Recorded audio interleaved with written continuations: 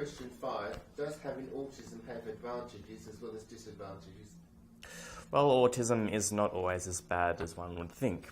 Sure, it's so obvious that it's a disability, but that's just looking on the surface, right? Taking a deeper look, autism brings about many good aspects to it to balance out the not so good ones, such as being wired differently. It's just another way that our brain processes thoughts and emotions, as opposed to how most of the outside world would interpret them. For me, being autistic means that I had somewhat more of an intelligence in a specific area than other people. In school, it was mostly maths that I stood out on. I also have picked up a tad of minor intellectualism in some other areas. I know the track number of just about every song on every CD I had. I have a huge liking for trains, so I can recall just about every train station, what line it's on, and how many stations away from Perth it is. And I'm also a whiz on Connect 4 and therefore know how to play it very well. So I pay attention to a lot of things that aren't necessarily important in life, but can really make me stand out in some ways or another. This is just my opinion on the effects of my autism. Whether it's true or not is a completely different story. So question 6, what is the best thing about being autistic? For me, the best thing about being autistic is having extraordinary aspects about me that I can possibly share with others. Being autistic means that I don't have to worry about what others think of me. I can interpret things in my own way. My ability to master certain things may be higher than other people's ability.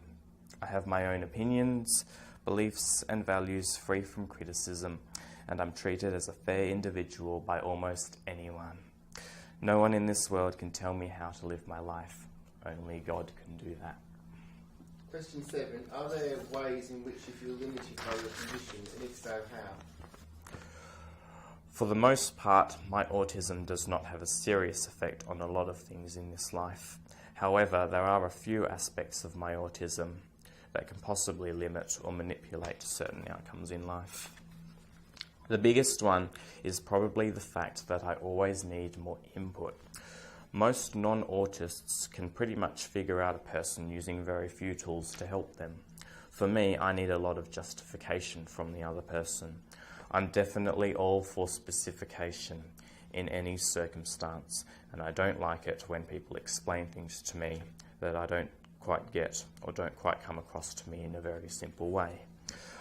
I like to think visually more than anything else, and that makes perfect sense because, as the old saying goes, a picture says 1,000 words. Interestingly enough, growing into adulthood, I was somewhat limited by my lack of conversation. Come to the present day, I can just chat away like there's no tomorrow. I've also become quite adept at confidently going out and about nowadays, whereas growing up, I would have been petrified. So there were some ways in which I did feel limited by my autism at the time, but now, come to think of it, I'm kind of stepping outside my comfort zone a little bit every now and then. I'm just stunned at how much I've accomplished with the Lord's help throughout these years.